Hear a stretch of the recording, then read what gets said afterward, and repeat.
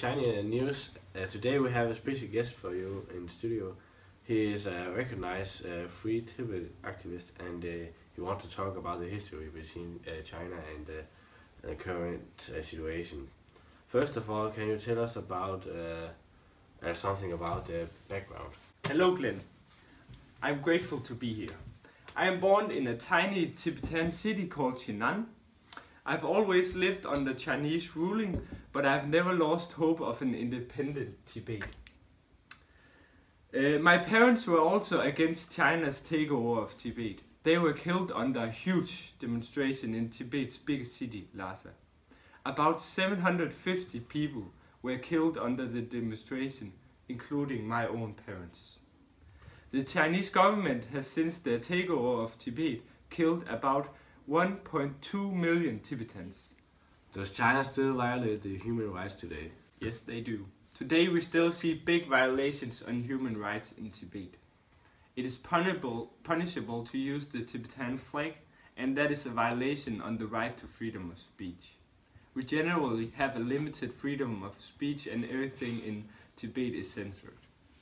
About 250 political prisoners who fought for more independence in Tibet is right now in jail in Tibet. Many of these prisoners is being tortured in the horrible Tibetan prisons. And not all the Tibetans have the right to an education. Only about 50% of the Tibetan population is educated. The Chinese government prioritized the Chinese newcomers. The Chinese newcomers get the possibility of an education, but many of the local Tibetans don't get the opportunity of education. Thank you for today, and how's the weather?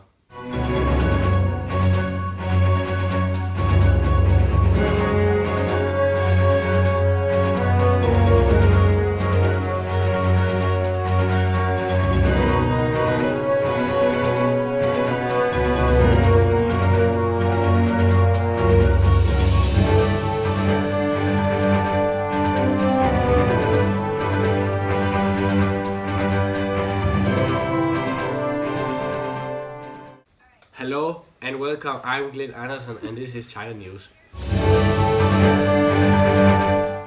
Recently China has changed their criminal law, so 9 crimes no longer give death penalty. China had before 55 and now they have 46 crimes that gives death penalty. The crimes that no longer gives death penalty are, for example, counterfeiting money, smuggling weapons and fabrication rumors to mislead others during wartime.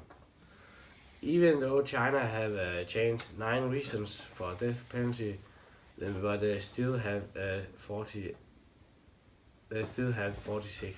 Yes.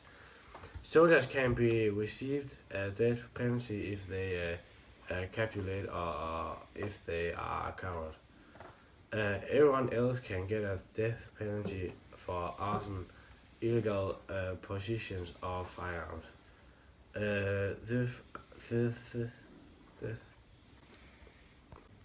Everyone can get a death penalty for arson, illegal possession of firearms. Theft and a lot of other things. Doesn't seem like China will remove death penalty in the future.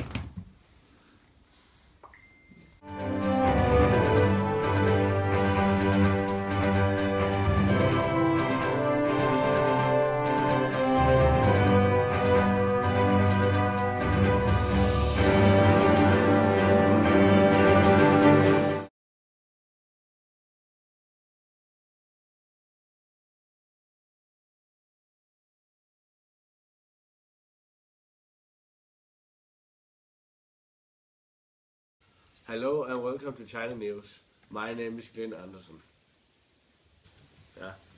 The Chinese authorities refused to let one of the Chinese leading journalists leave the country to go to USA.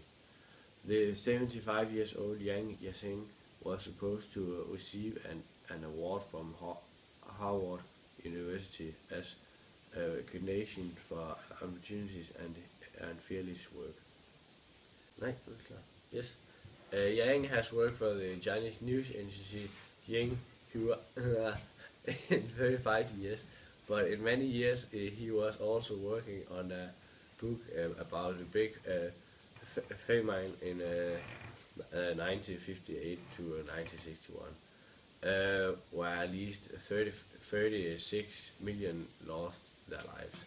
His book is called Tombstone, and it's illegal in China, but in 2008 it was published in Hong Kong.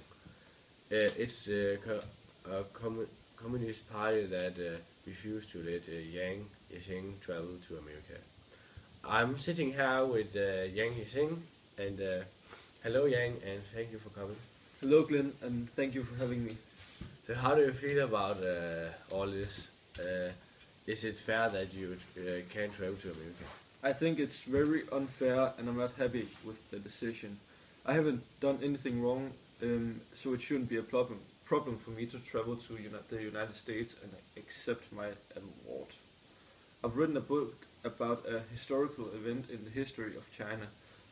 In other countries they have freedom of speech, but in China my book is illegal because the authorities don't like what I've written about.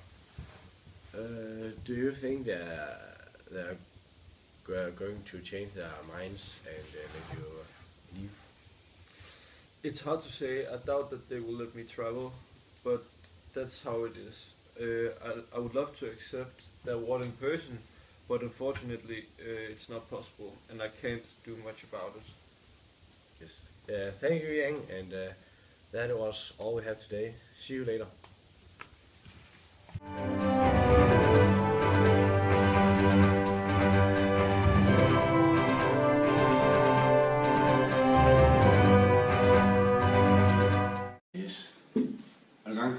Hello again.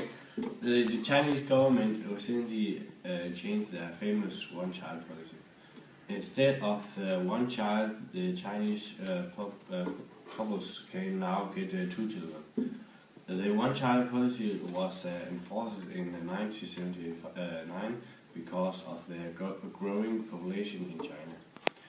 The government feared that if they didn't try to limit the childbirth, China could get overgrowth. So they came up with the one-child policy. But there were some exceptions. If you lived in the countryside, you were allowed to get a second child if the first child were a girl. This has led to an uneven description of the two genders. In the city, you could have a second child if the first child were disabled or deaf. You could also pay for a permission to keep a child. If the law were broken, it could lead to a big fines. But now, after 30 years, the law has been changed. Steve Zhang, who is a professor in Nottingham University and expert in Chinese politics, doubts that the Chinese are going to get more children, or that the 2 children policy is going to change China. Hello Glenn, I'm glad to be here. It's important, but the change won't be as dramatic as the headline would suggest. But it's a step in the right direction. In the middle class in the big cities, you're not interested in getting 2 children. And it's in the big cities that the one-child policy already have been enforced the hardest. Therefore, the change won't have the big influence. It's also too expensive for many Chinese to have more than 1 child.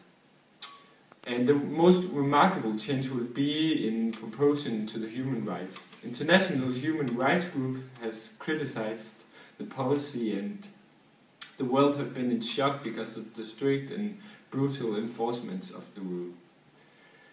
So the number of violations on the human rights will fall markedly in China because the old policy were causing abuse of women and their families through forced abortion. But if a family today wants 3 children, then the situation is still the same. Thank you for today. Thank you for today, Phil.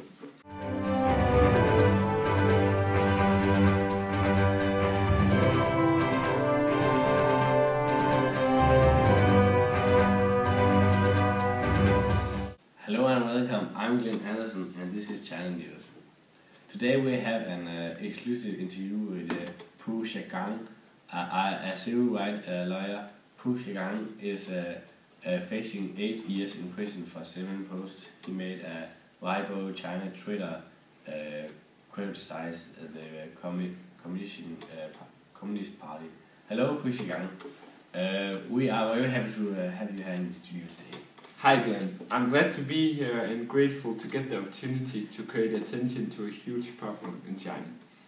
I am a 51-year-old civil rights lawyer who specializes in press freedom and generally freedom of speech. The government has several times violated the right to freedom of speech. Critics of the communistic government are not allowed in China and thus often trigger prison time. And that is what happened in my case. I'm facing 8 years in prison for a post on a social media. That is unbelievable. Right now I have 140,000 followers on my Twitter page. They all support my case, but the government keep on closing down my account, so I have to keep on making new ones. And I think it's horrible that the government make this kind of censorship on journalistic. And with China's developed economy, you would think that they would be better than that. Sorry.